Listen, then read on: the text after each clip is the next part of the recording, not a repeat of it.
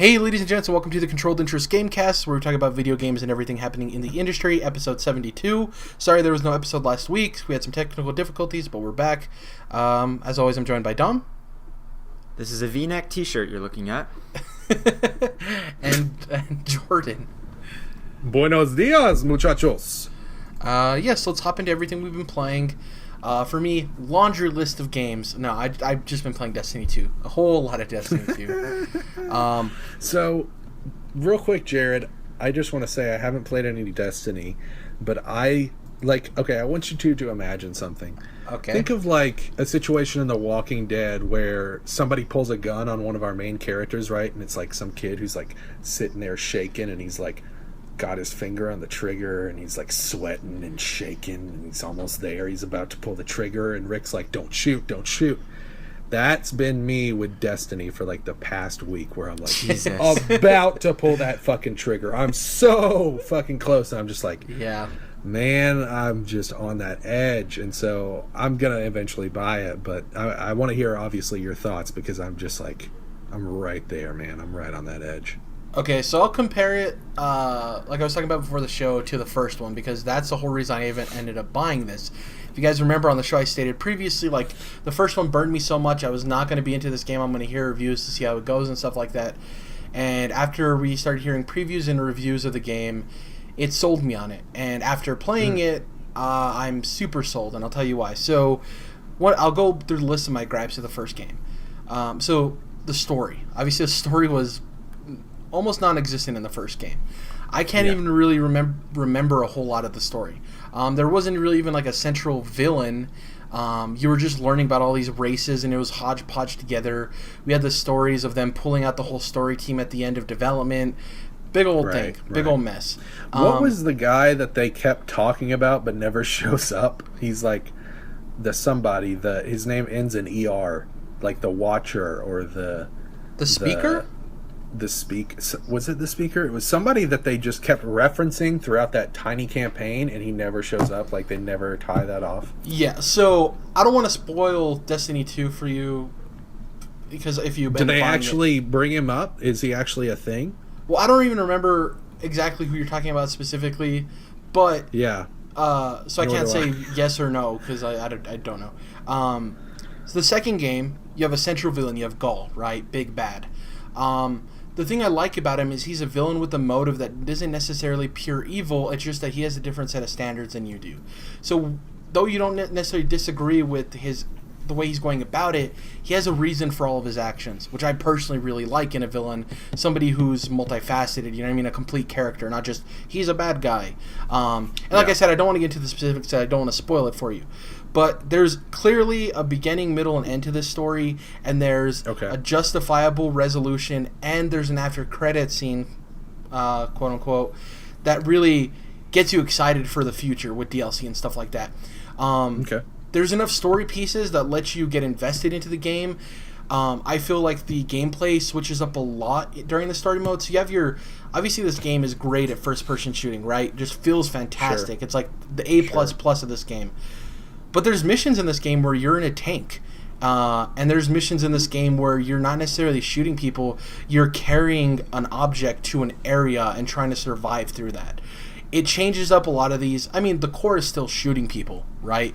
But there are enough of these like delineations from the core that make it like spice it up enough to make it exciting, which I really enjoyed. And I do think the story, obviously you're not getting The Last of Us. This isn't Naughty Dog. This isn't like storytellers that know how to, do these great things. But it is, I think, a great story for a first-person shooter. No, so that's my first gripe. So the story completely fixed that in the second game. Another gripe I had is... Very important to me, pulling that trigger. Once you reach level 20 in the first game, it was all about grinding your gear, but there wasn't enough variety in missions or activities where it was just you grinding over and over again the same things, and it got dry, it got repetitive. And for some people that was okay, but for me there wasn't enough variation in these activities to justify me grinding light outside of the raid, right?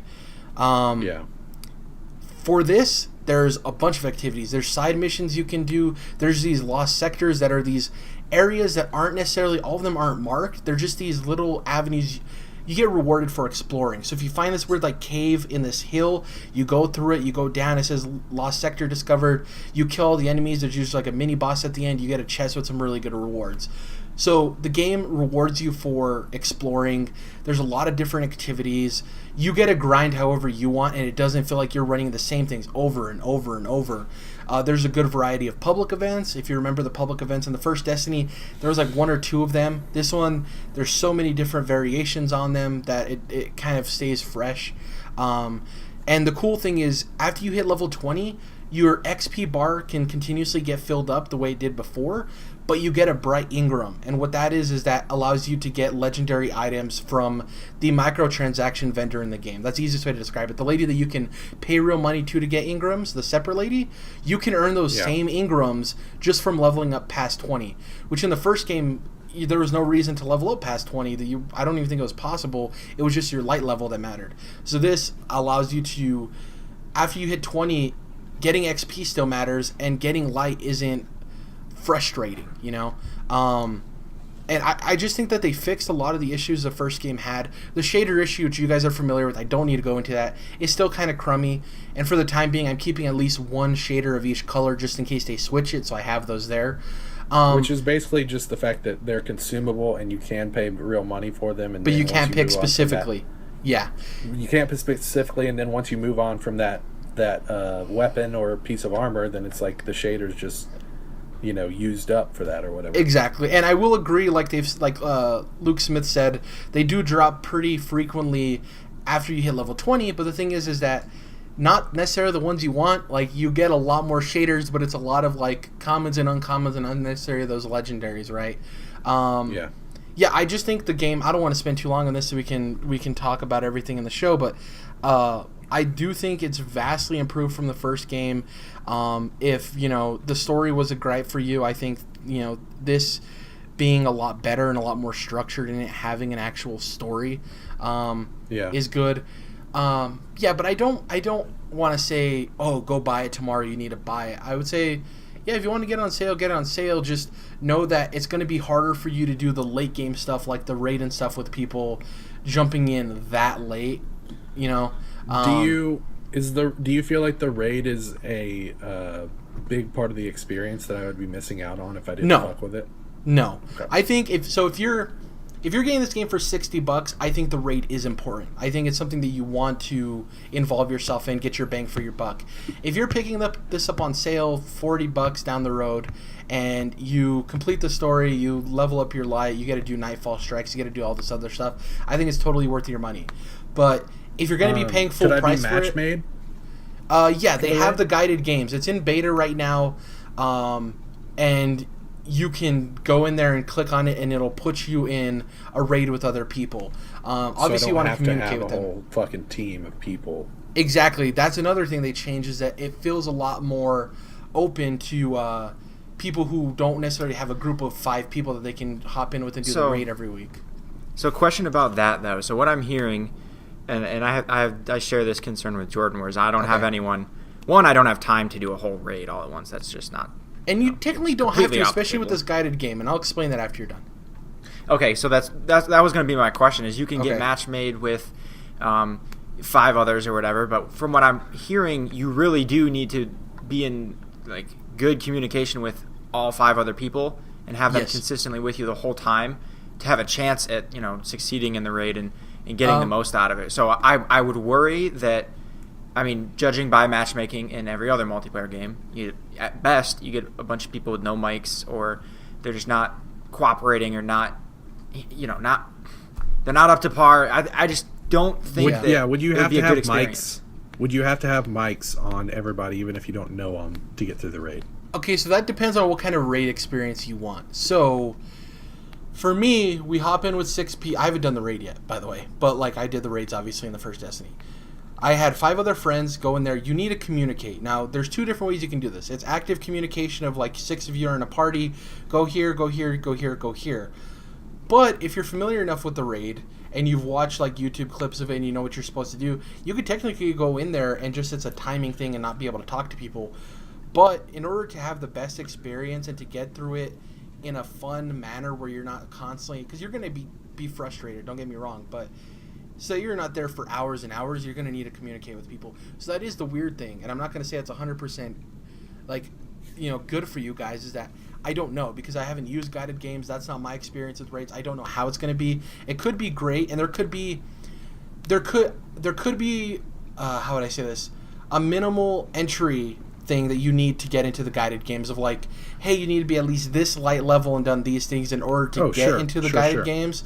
You're not with people. It might be mic is required. That would be pretty cool. Like they make it so you have to have a mic. I don't know. I'm not familiar with that information because it's still in beta, and I haven't used it myself. But with the raid, you don't need to do it all at once. There's sections to the raid, so there's checkpoints. Exactly. So you could go in, do a checkpoint, and you're like, oh, I have to go, and then go into the guided games, find another guided game for that spot you're in, and then go and do that section. I'm assuming that's how it's going to work. Because the way you do it with your own team, me and my 5 friends, is we're like, hey, we can only get one section done, I got to go. Next night, we're like, hey, let's pick up where we left off. And that centers around the host of the game. So they could go and host their own raid and do their own thing with other people, but once I'm the host, it'll go back to the specific checkpoint I was at, So I don't have to worry about losing my spot. I don't know how it's going to work in guided games. Like I said, it's a new feature. You say that's in beta. What does that mean? I've never heard of a specific feature in a game being in beta. I have no idea. You get this, so when you finish the game, you get this thing that says Guided Games Beta. You're allowed to enter in guided games. I just think it's their way of saying, like, hey, we haven't worked out all the kinks, don't go crazy. Sure. I think that's like a new feature they're still working on and fixing bugs. And it's probably just so they don't have to listen to people bitch while they work out the kinks. Exactly. So, and like I said, it's a new feature, so I'm not gonna be 100% certain saying like, hey, yeah, guys, get Destiny 2. Guided games work perfectly. I'm not sure. So was there any matchmaking in Destiny 1? As far as like you getting with like randomly getting paired with people for the raid and stuff, 0. Yeah. So you would have to have a team ready to or go to the forums. Yeah, you'd have to go to the forums or go to the Reddit or... Yeah, fuck that. So to be clear, though, I'm not, like... I think that they're going to risk making it too accessible, so I'm not, like, sitting here whining and saying, like, they need to make this raid, like, more accessible so people like me can play it. Like, I think if you go too far in that direction, then the raid starts to lose what made it fucking cool, right? Yeah, exactly, yeah. So they have to be careful with that. Well...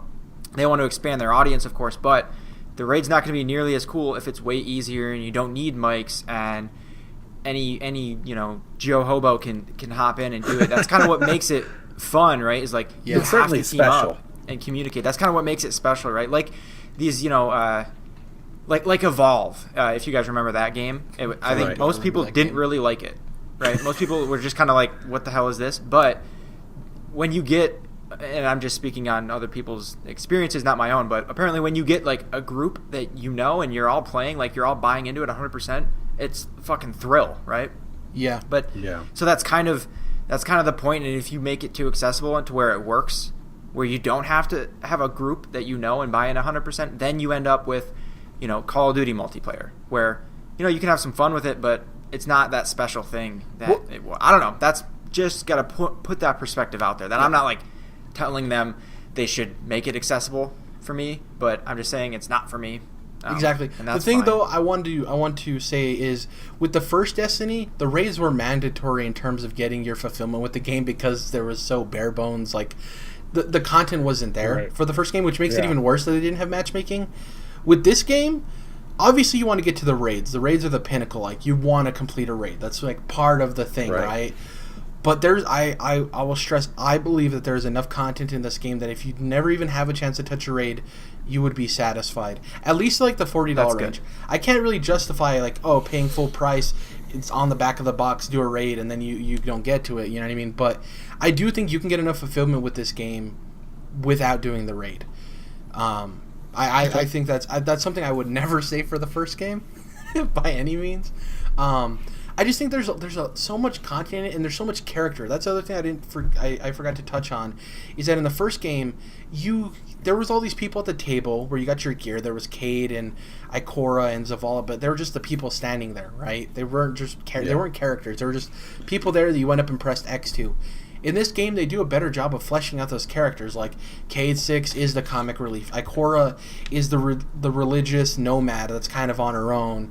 Zavala's like, the broken hero who's trying to find meaning in life now that the light is gone, because that's a big part of the story, is the light disappearing. They flesh out these characters in a way that they feel like characters, and I think that was a big thing that was missing in the first game. It was like, you're the Guardian, there's all these other people that don't matter. In this game, it's like, no, you're fighting alongside these people. Another thing I want to touch on real quick, I've been going for a long time. I don't want to hear what you guys have been playing, so I'm not going to go too long.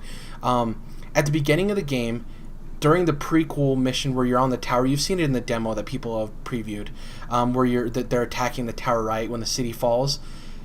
It basically puts you in the game with other people who are starting the game, so you kind of already get the feeling of there being, like, it's a multiplayer game, there's other people around you. They're in their own instance, but you see them fighting too, which is really cool. At the very end of the game, right before the big boss fight, there's a section where you run alongside other people who aren't necessarily in your fire team but are playing that final mission too. And I think it's a really cool way of bookending, like, no, this is about more than just you. This is playing with other people. And they do it very subtly. Nowhere else in the game do you really run into other players during a story mission, but the first mission and towards the end of that last mission, you see other Guardians doing, trying to accomplish what you're accomplishing, and it kind of feels like a living world. It's really cool. It's a very subtle thing that I don't see people talking about. Yeah, I hadn't heard that. It's I think it's a really nice little touch that people don't really talk about. And lastly, really quick, so we can hop into what you guys have been playing. I said I didn't like Rick and Morty. I watched the first episode. I didn't like it. Oh, that's what it was. Okay. I decided to give it another chance. I'm up to episode 5. I love this show. Oh, yes. Okay, because, behind the scenes for everybody watching, listening, Dom just told me before the show that he doesn't like Dragon Ball or Gundam. So my heart has been crushed, but now resurrected through the fact that Jerrad has come to the light and realized how fucking great Rick and Morty is. I'm going to make a statement. The pilot for Rick and Morty is awful. In my personal opinion, hear me out. I think it's awful. It's I would say it's definitely nowhere close to their best episode, that's for sure. They have way better episodes. Well, the reason I'm saying it's awful is because I think it's awful in showcasing what the show actually is and is about. Because all the original pilot tells you is that there's this drunk grandpa and he's running around with his grandson and they're in space. Yeah. There's a lot more nuance to the show, and I don't know. I just don't think the first episode, the pilot, paints the episode, the series in the light that the rest of the episodes show you. Like, even in the second episode, when the dog becomes, sentient with the robot, and he's like, "Where's my testicles, Sarah?" Like, just so funny, and like they have so many twists on sci-fi and fantasy tropes. Oh gosh, Jerrad. Keep going with this motherfucker because you are not going to believe where they go, especially with the sci-fi and fantasy stuff. And I haven't... where we're at in season 3 is incredible. There's only a couple of comedy cartoons, like adult comedy, where I've watched it and I've immediately clicked with it. And for me, it was the first 5 to 6 seasons of Family Guy and Futurama. Like, Futurama to me is really... I love Futurama. And watching this, I really like it, but I'm the pilot is so bad in comparison to the other episodes, man, because it just left a sour taste in my mouth, and it's nowhere near as enjoyable as those other 4 episodes I've watched. Not even close. Speaking on some of those other adult animated shows that you mentioned, I think that pilot makes it just feel like another one of those, which Adult Swim has in droves. So I think that I can enjoy Family Guy or Simpsons, Futurama, South Park, and I can even appreciate their genius that others have explained to me throughout, watching multiple seasons. But I do think that Rick and Morty is absolutely something special that those shows don't necessarily have, and is something just beyond their reach, kind of. So yeah, I'm so glad that you're diving in for real. Yeah. I went a little long with Destiny 2 because you guys were asking me questions justifiably, so it's the biggest game right now, so everyone wants to know exactly what's going down. What have you guys been playing and watching? Alright, I'm gonna jump in. Skyrim. I forgot to tell you guys. Nope, not Skyrim. Skyrim's gone. It's dead. Forever. Dragon Ball Super? Definitely not. Played more Persona 4. Ooh, cool. It's a good game. Okay. I also played, to Telltale Batman, Enemy Within, the first episode. Nice. I forgot to tell you guys, I finished that up. It's absolutely amazing. I liked it a lot too, yeah. Holy crap, Can't it was wait. good. That's all I'll say for now. Just play it if you haven't. And I put about an hour or so into Dishonored, Death of the Outsider. Ooh, cool. Because Amazon shipped it 4 days after release, even though I pre-ordered it. Whatever. Ouch. Not that mad. I'm not that mad. Just cool. So I only played like the first mission, which was good. It's more of Dishonored 2. The voice actor for the main character, I can't think of her name. She's a pretty big actress. It's not Laura Bailey, right? No, like she's in movies. Who is about to come up later? I'm pretty sure she's black. Keep whatever. talking about your experience. I'll look it up. I'll Yeah. let you know. Anyway, she's absolutely superb voice acting from her so far. But otherwise, I mean, I've played it now. I'm not going to say too much at this point, but it's great. More Dishonored 2, so I can't wait to get more into that. As I kind of await, Mario Odyssey and Wolfenstein. Kind of in a lull until then. Rosario Dawson voices her? Yes. Motherfucker. Yeah, I did not know That's that. awesome. Wow. She is a great Yeah. voice actress. She's done Wonder Woman for Dude. some of the Justice League animated movies. She's great. Michael Madsen's in it too? What the heck? Nice. Yeah, Michael they Madsen's always dope. have voice actor cool. from Walking Dead season 2. Man, Yeah. they always have like bomb ass voice actors in these Dishonored games. It's weird. Yeah. They just blow the budget out on that, I guess. Dude, young Emily Caldwin in original Dishonored is Chloe Grace Moretz, Wow. Yeah. who's Yeah. a giant actress. Man, at this it's point. really sad that like this might be the last Dishonored we get for a while, which kind of sucks, But Yeah, it's I my mean- fault. I didn't play him. I didn't buy him. It's all your fault, Jerrad. Yeah. It just needs to take a break. I kind of like that. I mean, I wish it would sell a lot, but I also like the idea of kind of putting things to rest for a while, giving them a break. Yeah. I will say this. Dishonored's lack of success is certainly not my fault because I purchased the original game 3 separate times and I've now purchased the second game twice. And I don't do that with games. I'm not an idiot, but I got the original one on Xbox 360, didn't really get around to playing it, so eventually traded it in. Then got the full edition on PS3, and then not too long after that, they came out with the PS4 version, which is only $20. I'm like, well, I'm just going to go ahead and play the PS4 version because it's upgraded and shit. And then got the physical version of Dishonored 2 and eventually was like, well, it's on sale and I like having my games digital, so I'll trade this in, get some of that credit back so I'm not totally just screwing myself, and then get the digital version. So yeah, I've bought this game, both of the games way too many times. And though I haven't got around to it, I've bought Death of the Outsider. So it's not my fault. I know that much. How long do you expect this game to be, Dom? Like, what, 8 hours? Oh, I looked it up. I think the average is 7 hours. Okay, cool. So it's like a Lost Legacy type deal. And this was a $30 game. Oh, perfect. Yeah. Nice. And it was even cheaper with Amazon's Prime discount too. So Yeah. Okay. That's cool. that's what I've been playing and doing. Watching more Batman the animated series, American yeah. Horror Story. I'm caught up on that. It's I don't know. We'll see. That's all I'll say about it. Yeah. They're doing what they're doing. Damn. So Dom, are you gonna watch Batman Beyond after you finish the animated series? Maybe it's not free on Amazon like the rest of the animated series you would is. have to But track it down. I did watch the Batman Beyond the movie, The Return of the Joker. It's on HBO now. So I watched that a little while back. It was pretty cool. Wait, are you still paying for HBO now? Not anymore, no. It just expired Okay. a few days ago. Okay.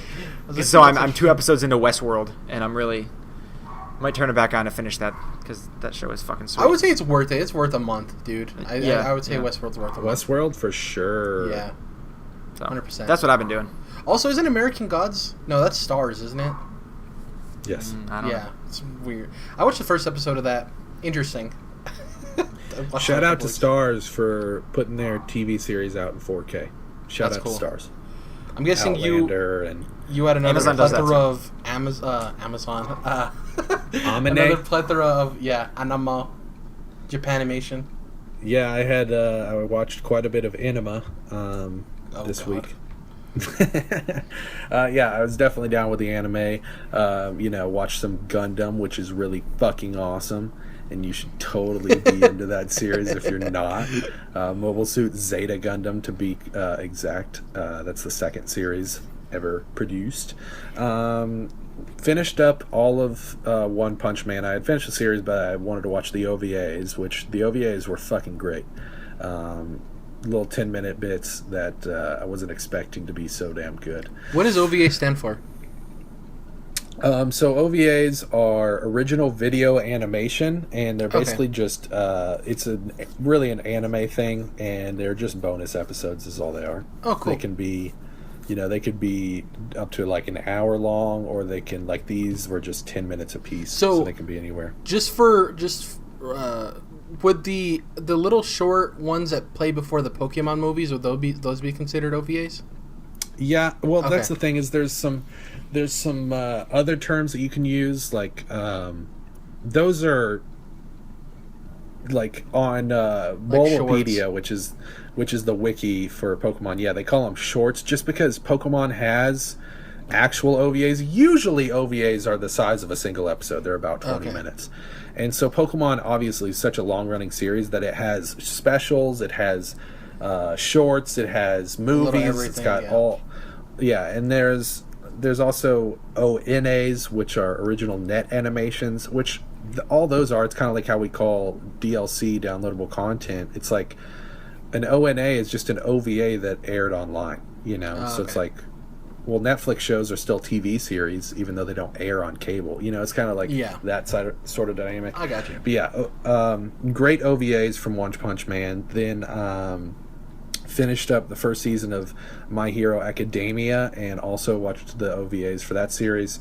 Quite enjoyable. I think it's a little overrated. I do think that a lot of people talk about how this is like totally turning all the shonen anime tropes on its head, and like is kind of doing things that they wish other series would do, and I get that to a point, but I think it's a little overblown on the internet. I think that it's in a lot of ways still kind of a regular shonen series, but a very good one nonetheless. And actually it's cool because both One Punch Man and My Hero Academia, they're both very clearly heavily influenced from like the the boom of American superheroes that we're having right now, and like the boom of the popularity of American superheroes, I should say. They're very heavily influenced, because there's plenty of shonen anime and stuff from Japan that is, has their own like superheroes basically, even though they don't usually call them that, but they're not usually so intrinsically tied to feeling American in such a way. Yeah. So I thought that was very interesting, because those are both recent shows, and it's clearly like, probably the Marvel movies themselves are the things that are influencing that boom internationally so much. So interesting tie-in, I guess you could say there. And then I've also started watching Yu Yu Hakusho, which is an older series from the 90s. I'm kind of trying to, when it comes to anime, I'm trying to build out what I've seen to where I'm getting all the classics kind of taken care of, so I can have more of a conversation with people that know more about the breadth of anime. So Yu Yu Hakusho was the next on my list, and it's very enjoyable. It's about a boy. The first scene of the show, he dies saving a kid from a car accident, and so it's all about the spirit world, and him being like a ghost detective is the subtitle for some of the original episodes. So very interesting. The reason I brought up Laura Bailey earlier when we were trying to figure out that voice actress for Dishonored was, as I've talked about earlier, I'm really mostly into dubs. When it comes to anime, I like listening to the English voices, even though a lot of people shit on them, and I've already said my piece about that. But the interesting thing about this is it's a show from the 90s where Laura Bailey plays one of the young teenage girls as a very young voice actress. Like I recognize her voice all the time whenever she does stuff, and I didn't recognize her at all. And then I saw her in the credits. I was like, holy shit, that's crazy, because she was, I haven't looked it up specifically, but she was obviously very young when she did that. So it's cool to see her kind of come full circle with that career. Congratulations to her.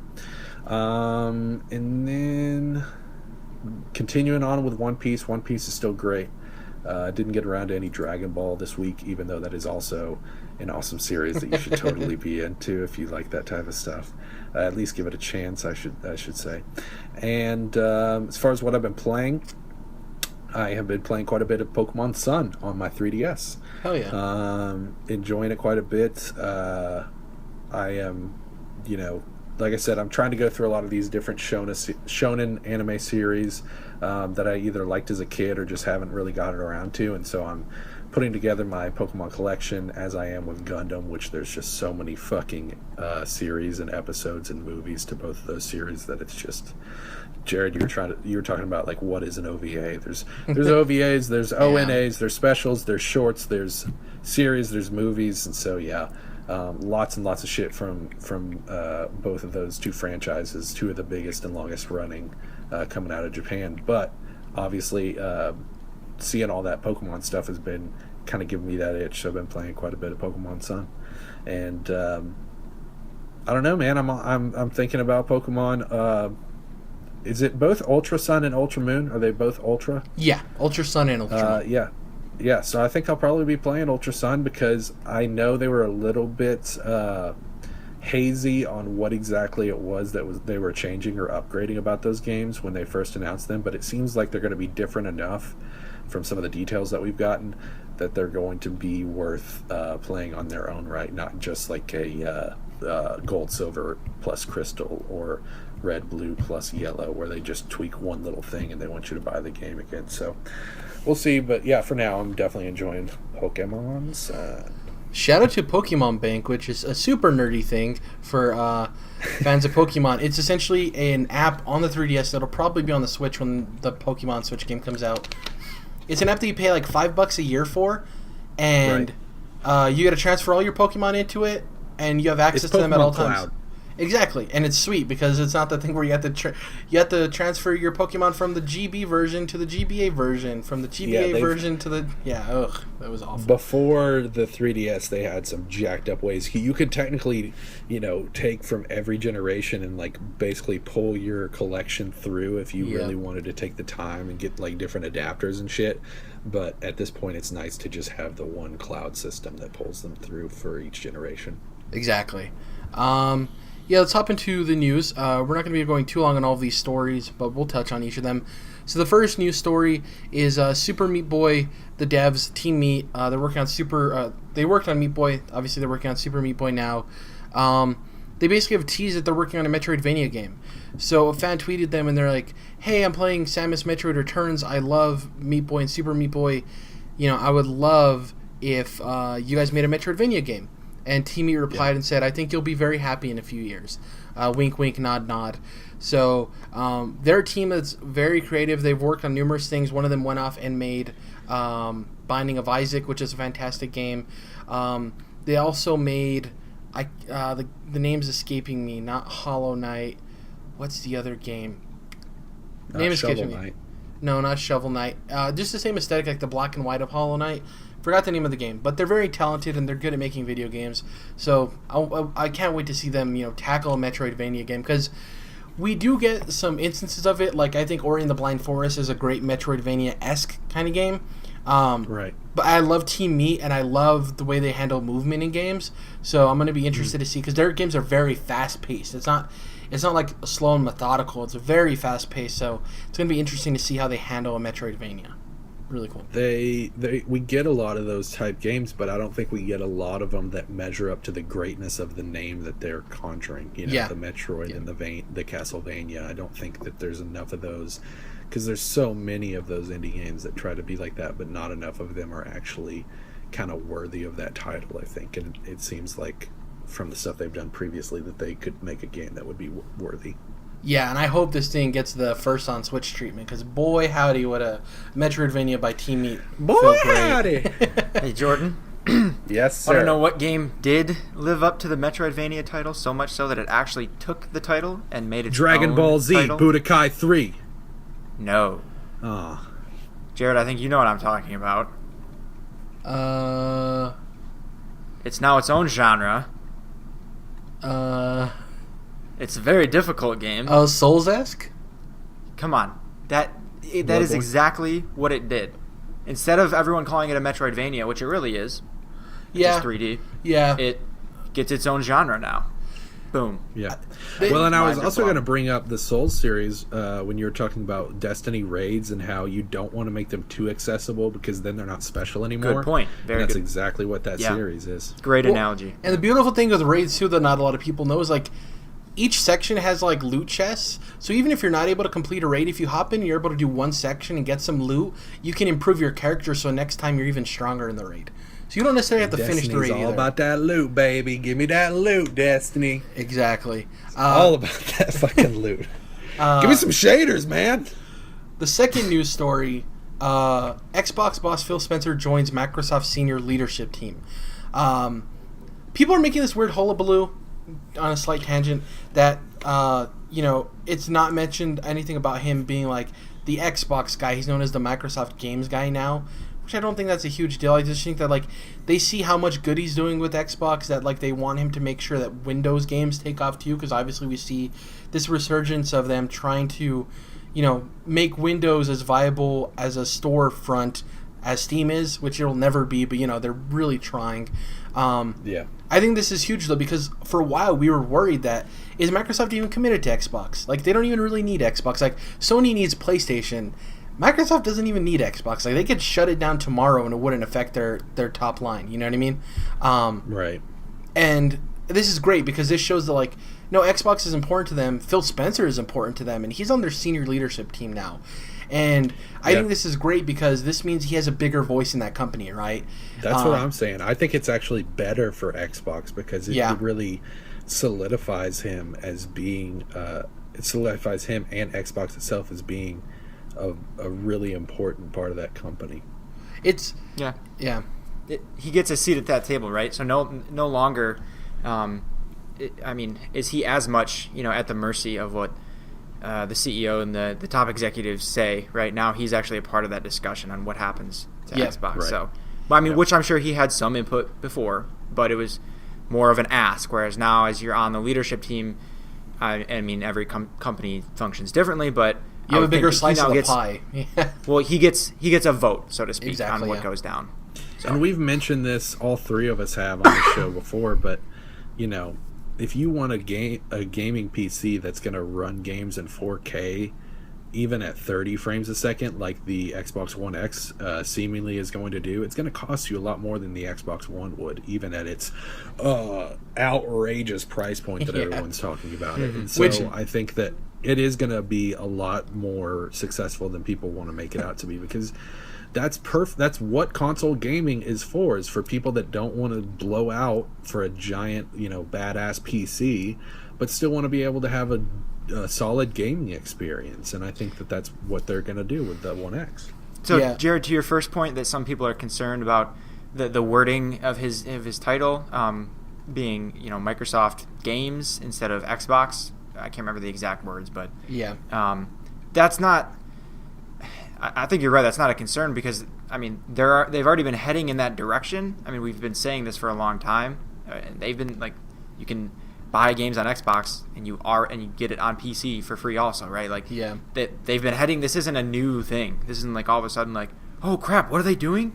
They're moving it all to PC. Like, obviously that's an exaggeration, but this trend that they've been going on, that's not new. So this is just reconfirming, like what they're doing is working for them. So also, people like myself who are maybe like kind of hesitant, like, I don't know if they should put their exclusives on PC. Like, they might make some money there on the exclusives, but they might lose some Xbox sales. Obviously, they're making enough on the exclusives to make up for any, if there are any lost console sales from putting their exclusives on PC. If they're going to keep heading this direction, that tells me that it's working and they're making money on it. So whether you call it Windows, whether the next thing is called the Windows Microsoft Xbox or something, whatever, like, it's all good. Like, Phil's in the neighborhood. And oh my God, I think two things. One, that that's the way it should be. The Microsoft exclusives should be on Windows and Xbox, because you want to be able to have the souped up version on your PC if you do want to pay that extra money. You know, people have been asking about, why isn't Halo on PC for years, and now they get it, or seemingly they will get it, and they're like, I don't know, it ruins the there's no point for me to own an Xbox now. Exactly.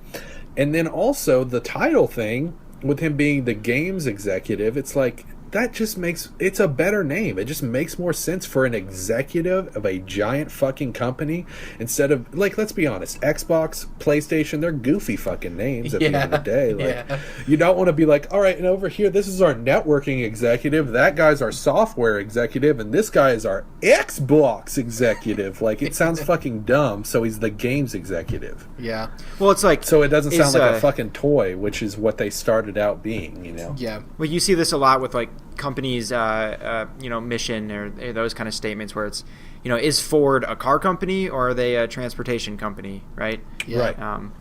Whether it's cars or automated cars, whatever it is. That's future-proofing, because they're going to eventually be making transportation devices that aren't cars. Just like Microsoft's going to be making games that are like virtual experiences. HoloLens, not just like in VR. Right, exactly. Yeah, this opens it's not just going to be be like, Madden or whatever. Yeah. The 2 points I want to add on after all the great things you guys have said about this is, one, for people out there, the senior leadership team isn't just like a no-name title. There's only 16 people in all of Microsoft in this, including the CEO, the CFO. This is a top, like, elite group in Microsoft's giant company, so it means a whole lot. And on top of the Xbox One X thing, where you were saying it is it's worth the price. I think we kind of saw that recently with the announcement of the price point for the iPhone X coming in at $1,000. Right. I think you can justify a 4K bucks of $500 a little bit more when you see that there's a smartphone that's $1,000. Right. Yeah, in my personal opinion, anyways. Next up, we're going to run over. There wasn't a whole lot of Tokyo Game Show. We'll talk about it a little bit before we hop into the topics. So we can close out the show.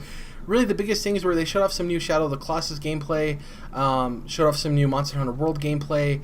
Final Fantasy IX was announced and released on the same day for PS4, the re-release. And I think, personally, for me, the biggest announcement from TGS wasn't even a really, like, killer announcement either, was Left Alive, which is this game taking place in the Front Mission universe, which is like this mech universe. It's this franchise that's been around for a while. Hasn't been a new game since PS3. Listening to you explain this is fucking hilarious. The coolest thing... Like, you don't even care what Front Mission is. It's just a fucking thing, guys. It's a mech thing, but it's a thing with robots. Yeah. But... the character design is being done by who, Jordan? Yoji Shinkawa. Your boy.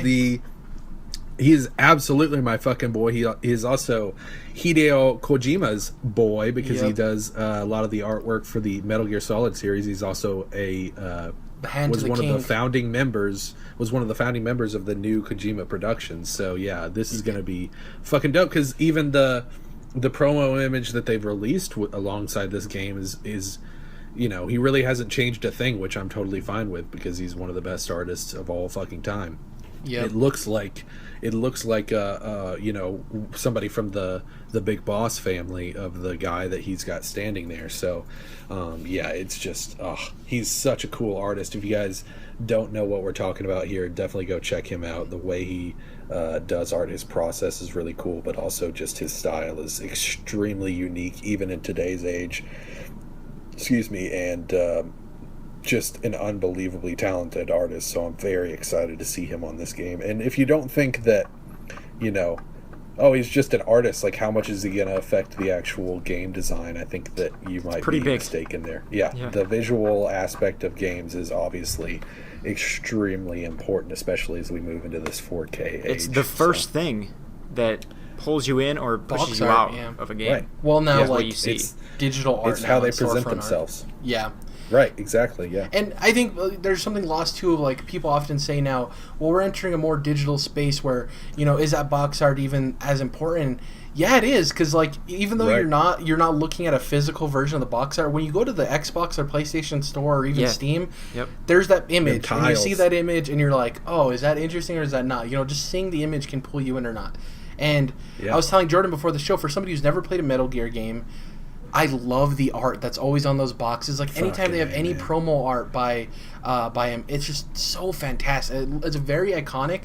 And the thing I like about for me with art is somebody who's able to show you their unique style, and his style is all his own. Like, yeah, people can emulate it now because they know what his style is, but like, no one else looks like him. You know what I mean? His style is uniquely Metal Gear. It's uniquely now in Left Alive, which I think this will probably be a series reboot in the Front Mission universe. They say it takes place in the universe. Yeah. This could be a thing where Left Alive isn't even the final name, because personally I don't think it communicates the game, because for me Left Alive sounds like a zombie survival game or something. It doesn't sound like a mech game or a Metal Gear type game. So I thought that was really cool. So this came with the Metal Gear Solid 5 The Phantom Pain Collector's Edition guide.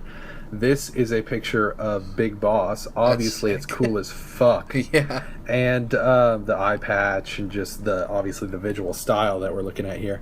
But I bought the copy off of Amazon. The book came damaged, so I sent it back.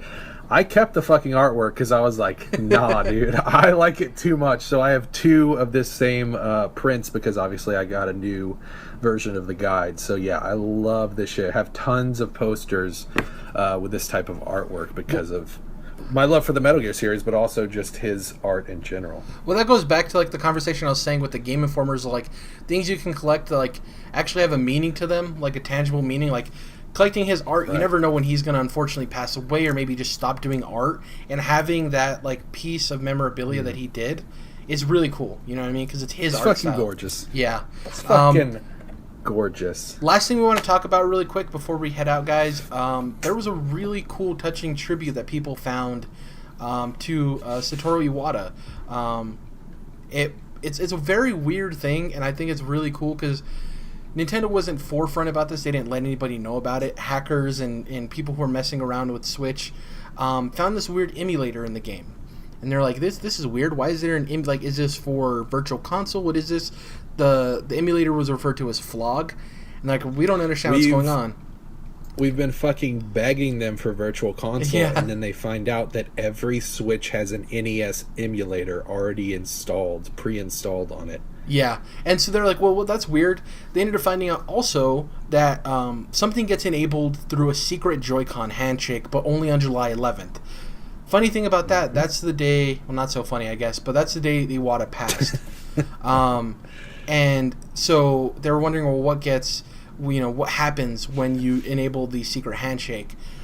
Through some messing around with the internal systems, messing with the clock and the dates and stuff, they were able to figure out what that was. And you actually get to play Golf, which is a 1984 game developed by Iwata himself. Programmed by him. Yeah, programmed by him, yeah. Which even leaves his legacy in an even greater spot, considering he's not one of these guys that came in and isn't around video games. There's stories about him sitting in subways, watching people play Nintendo games, enjoying it. He started from the bottom, missing now his he's stop here, on the train because he was enjoying watching them so much. Exactly, and like he programmed games. Like, he knows the painstaking process that is to make a game. You know what I mean? And this is really cool. There's always this weird thing when people pass away, or even when people are in the hospital and stuff, of like, it's fighting your selfish desires and what's best for the person. And I think this was a great middle ground of like Nintendo. It would have been kind of weird for them to come out and say like, we're doing this thing for Iwata, here you go. But it was they put it in there. If people found it, they found it. And you know, it's a great example, though it's something that Nintendo doesn't often do, but it's a great example of them not being like, look at us, we're Nintendo, let us pat our own backs real quick. They're just like, they did it in the most badass way possible by sneaking it in there. Yeah, and the cool thing is that the gesture for the Joy-Cons to unlock it is that like famous gesture that Iwata did during the Nintendo Direct, when he like pushed his hands forward in front of his face. He did constantly in the Direct, so it pays homage to him as well. And you know, it's just really cool to see something like this. So, Jerrad, do you know the name of the Japanese like memorials that they're emulating here? Not you know what I'm off the talking top about? of my head, yeah. I can't remember what it's called exactly, but essentially what it is there's these, I guess you could call them trinkets. Omamori. Omamori, yeah. And so they're these memoriams, these little things that you have when someone dies, and it's basically like they're, you know, big part of one of the Japanese religions that's a big part of the country is that, you know, everything has kind of a soul, or everything has a piece of existence along with it, even, you know, inanimate objects. And so basically what these omamoris are is that this person's soul kind of lives on through that. I hope I'm explaining this correct and not butchering it, but it's almost like their soul is intrinsically connected to these items that you keep with you kind of as a keepsake. And so when you have these items, like if you're carrying it around, then it's basically like this person is constantly watching over you. And so with this being the Switch version of that, it's basically like Iwata is watching over each and every individual Switch wherever we take it, wherever we go. Yeah, and Man. basically, and with it being a handheld console, that's really important. You know, if it was just like he's always watching over you and trying to keep you safe when you're at home, it's like, no, you're going to take your Switch everywhere. It's always going to be with you, or should at least. Yeah. And so it's like he's constantly watching over every single one of us, which is really beautiful. Man, these type of legacy things, you always get me right in the feels. You know. Yeah. Get you in them feels. Well, in a way, it's you like think about when someone goes, it's like what they leave behind. Like, you know, most of us are just gonna, our kids and our immediate families might talk about us now and again, and then eventually we'll just be gone or disappear. A picture maybe, and then even the best of us are like, well, maybe you're just a picture on the wall in your community or something, or even better than that, maybe you're like Iwata and you're in some history books or whatever it may be. But this is, I don't know, this kind of stuff, it just always gets me, because this is so Dom very cool of them to do this. Quite a big handful of mushrooms about 45 minutes ago, and you can tell that they're kicking in right about now, because he's getting deep as fuck. And the way they message it too is that, you know, every Switch, it's in every Switch, the NES emulator with golf. They say it's so Iwata's spirit could shepherd the console for success and stuff like that. It's just really cool. Right. I think it's a really touching way to do that. I really hope that they build like a statue for him, maybe outside of Nintendo offices or something like that. That's more of an American thing. You don't really see that like in other countries, but I don't know. Right. They did this in a very Japanese way, which I'm super down with. It's you know, it's on the day of his death, not his birthday, which we wouldn't necessarily do. And, you know, obviously the thing I just explained is very Japanese culture-wise. It's really cool the way that they did this, and, you know, it continues to show like how big of an impact he had on this industry, which was very obvious when he passed. Yeah, the legacy that he has left is obviously very important. I personally, of course, I would never say I was like happy when he died, but I just wasn't down with his policies and the directions that he took Nintendo in, and so I still have an immense amount of respect for the man, simply because of his colleagues. Like, you can tell, not just the legacy, like you said, Dom, that he's left, but just the fact that his colleagues have such high respect for him is showing how important he was. Well, he was their leader, not their boss. Like, I think that's a huge thing, is that he wasn't this figure that they looked at like, oh, we need to follow his orders. They're like, he's somebody that inspires us to like do stuff. Like, we love working for this man, you know.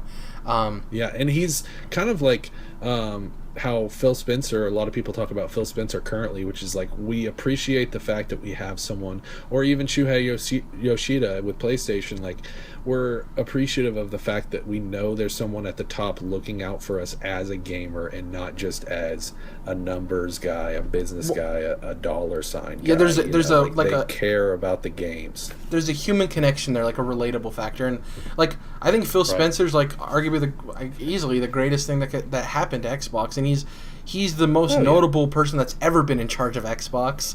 Like, Don Matrick can eat a dick.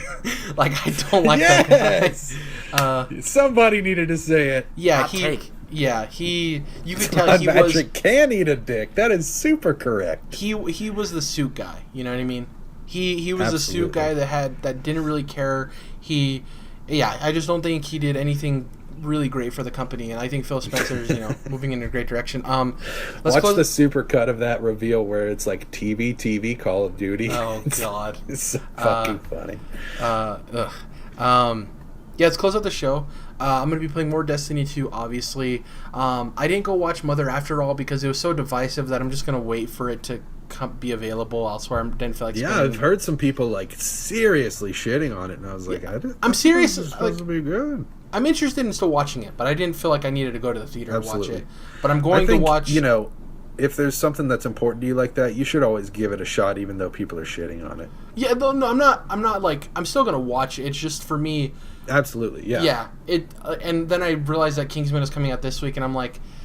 I'm just going to go watch Kingsman. So, Fuck, yes. Also, what was I going to say? I can't remember. Oh, shout out to the Blade Runner short that they released online with Dave Bautista's excited. character. I'm waiting for closer to the movie. Oh, it's by Mr. Cowboy Bebop / Samurai Champloo, which are two of my favorite animes. It's great. I'm not going to ruin it for you, Jordan, because obviously it ties into Dave Bautista's character in the movie. I've never even seen the first Blade Runner, but Blade Runner 2049 looks cool. I'm planning on watching the first Blade Runner before I go watch the sequel in theaters. Anyways, yeah. Shout out to Dave Bautista for becoming an actual character actor. That short, even in Guardians of the Galaxy, yeah, he plays like this big comical goof guy, but I think his acting is way better than any other professional wrestler that's come to the acting scene, like John Cena, anybody. I think he actually took this seriously, and he had to have been taking classes, because when you see him in this Blade Runner short, he's like a legitimate actor now, man, and it's really surprising, and it's awesome. Now, what about The Rock? You got to give The Rock his props. The Rock's an action star, though. I don't think he's a character actor. He's a good actor, but he's not he's not the type of guy that'll play well in dramas or these more serious tone things. I think The Rock is great, but I'm talking about wrestlers coming to being character actors or drama actors. I don't think anybody's even come close to Dave Bautista. I just feel like The Rock's come a long way and even maybe paved the path for Bautista. Oh yeah, 100%. The Rock is miles ahead in terms of just movie star potential, and I think he did pave the path too. And he's a lot better now than when he first started off. Absolutely. Yeah, but I wouldn't say he's a character actor by any means. Definitely an action star guy still, but he's working on it. Tooth Fairy. Dude, when I heard that this was announced, like I said, I just mentioned two of some of the best anime of all time that are also two of my favorite. I unfortunately don't remember the gentleman's name who is the creator of those series and now this short, but when I heard that that's what he was doing, I just fucking melted, man. And Blade Runner is a tough movie to follow up. I think that you'll have to do a tiny bit of research and just go through the Wikipedia article, because they explain all the fucking different releases that it's had, and they are very important. It's not just a few extra minutes of footage. It totally changes the movie. So you'll want to watch the definitive cut that they have, whichever one. I think it's the director's cut. But anyways, actually it's not the director's cut because Ridley Scott wasn't involved. Sorry for the tangent. But anyways. Yeah. Clearly, Blade Runner is a tough movie to follow up, and Denis Villeneuve seems like the greatest guy in the world that it could possibly be. He's also working on the Dune franchise. So I would like to say, in Denis we trust, and also I cannot wait to watch this short. Thank you for bringing it up, Jerrad. No problem. Lastly, shout out to the Punisher trailer, which features Metallica's One playing in the background. Such a dope trailer. Such a dope trailer. Pretty much it for me. After I see the series. Pretty much it for me. You guys, next week, what are you doing? Play Dishonored. Death of the Outsider. Hell yeah. You think you're going to finish it by next week? Maybe? Probably not. Probably not. Any Persona? Maybe. Maybe. Batman comes out next week. Second episode? Doesn't it? Yeah. Yeah, sounds about right. The 25th or 26th? Yeah, I think that sounds right. That's what I'm going to do. Cuphead comes out next Friday, too. Ooh. Can't wait. And also, guys, the most important release coming up is Pokemon motherfucking Silver, the greatest generation on Nintendo 3DS. Yeah, they're doing a physical box release, too, right? That doesn't come with the game? You could just buy the box. Yeah, I mean, I'm about that digital, but I fucking love me some Gold and Silver. I actually am kicking myself because I haven't got around to playing Soul Silver, but man, super excited for this release. Dude, And yeah, I love Silver. Soul Silver. It's my favorite Pokemon game. Soul Silver is? Yeah, dude. Fuck! I gotta play this shit, dude. Yeah. Fuck. So, like, I loved Silver, right? Silver was my jam. It's difficult to go back and play that game. Like, it's very difficult to even go back and play the original Red, Blue, and Yellow. I think I'll be okay because I spent like 30 hours with Red but like, Red. Dude, the Soul Silver is like, it's just a very good, well done upgrade. It's like everything you love about Silver, but just better, like modern, just faster. It's beautiful. Ooh, the Magnifico Kiss. Yeah. Okay. Anime, you finished My Hero Academia, so what else? I finished the first season, and they're just about to finish up the second season, so I'm about to dive into that. Continuing with Yu Yu Hakusho, and some of the all-time greats that I mentioned earlier, like Dragon Ball and Gundam.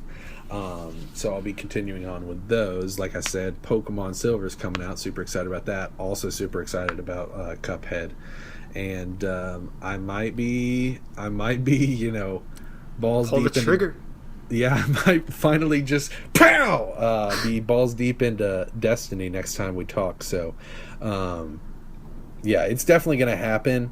It's more of a if as opposed to, or when as opposed to if. So that's definitely happening. And super excited about Kingsman. Glad you brought that up, Jerrad. If you haven't seen the original Kingsman, do yourself a favor. Check that one out. And then shout out to a couple series that have come back. Just watched the second episode of the 4th season of Broad City. That shit's fucking hilarious. If you haven't watched Broad City, give it a try. And a big shout out to Better Things, starring Pamela Adlon. It's executive produced by Louis C.K., which she was a big part of the show Louis back when he was doing that. Hopefully it'll come back. And I think, let's see, I watched The Orville, which is Seth MacFarlane's new show, which is what? No, I've heard very mixed things about Orville. So yeah, I'm mixed on it, but it's not terrible. It's a little bit because obviously like his humor is very not like buttoned up or whatever, and the show is a little buttoned up, so it's a little weird coming. It's like from fitting him. a square peg in a round hole. It's a little weird to me. It's a little weird, but it is. I think the show has potential, which I'm excited about, and it did make me laugh several times throughout the first 2 episodes. There's a couple other shows that are going on. It's September, so all that shit's coming back. One thing that I want to say though is Jerrad is totally correct. Don Matrick can get fucked. I wanted to make sure we put that back out there. Thank you guys for listening to episode 72. If you can, please like us on iTunes, follow us, leave us a review if you can. Also, please subscribe to us on YouTube. Even if you're not going to watch a YouTube video, it'd be great if you went over there and subscribed. You can follow us at CTRLINT, that's Controlled Interest Abbreviated. I am at Jerrad _ JERRAD_. Dom is at Dom's Oreos, the way you'd spell it. And Jordan is at Mellowmodus, MELLOWMODUS. And lastly, I want to say congratulations to the Bears for having the least mobile quarterback in NFL history. The dude makes Peyton Manning look like Michael Vick. It is awful. And the Lions are 2-0. Yeah, and the Titans, dude. Titans look good. If they didn't play the Raiders week 1, they would have been 2-0 too. Titans are looking really good too. I don't know if I'd go that far, Jerrad. The Titans have not looked really good for a long No, they're looking time, really good this year, though. They're looking really good. We've had seasons like that before where it's like, hey man, they're looking good, and then it's like, wow, they only won 3 fucking games. Damn. Since we're giving out NFL shout outs though, I want to give a shout out to my home team, the Titans, for being the coolest team name. See, sorry we're going long here, but the Nashville is considered the Athens of the South. We have the Parthenon, which is fucking dope if you ever get to see it. It is really cool. The statue of Athena is really awesome to stand in front of. We also have some of the most, it's like the most heavily congested city as far as college education and universities go, which Athens, the city, was known for its education, and so that's why it's called Athens of the South, which is the reason why they're called the Titans. And when you just think about the fucking Titans, like these just mythical, gigantic beings with scary powers and shit walking onto the field, like that shit is dope. Just like a saber-toothed tiger, which is the Nashville Predators. So, we got something going on as far as team names. My only gripe with them, agree with you, love the name, love the color scheme. I wish they had a really cool secondary logo. Because, like, the team with the sword and flame is cool. Justice. I just wish there was a cool, like, Titan secondary logo. Also, shout out to the Lions' new jerseys, the new color scheme that they use in some of their games this year. Pretty cool. Really like it. And I'm a Bear, so I'm not supposed to like the Lions, but they're not the Packers, so I could care. The Packers are the one I can't stand. We have a common enemy. So, yeah, exactly. Jerrad, we actually have, there's the main Flaming Shield logo that you're talking about with the 3 stars of Tennessee. We also have a logo that has the circle with the 3 stars of Tennessee, and then it has a sword. Yeah. The downward sword, you might have seen that. It's still not quite there because I'd love to see a fucking Titan like with flames in his hand, about to just destroy somebody. That'd be really cool. But we do have the sword, so I got to give that a shout out. I like that one better than the. I would even like a design of like a Titan head, but it's in the shape of like a T abstractly. I think that would look cool. Yeah. Yeah. Love that. Thank you guys for listening to our NFL mini podcast. We'll catch you guys next week. Everyone going to be here next week? Pretty sure, right? I think it's going to be all 3 of us again. Yeah. Unless otherwise noted. Can't wait to talk about sports. Thank you guys for listening, and we'll catch you guys next time. Bye.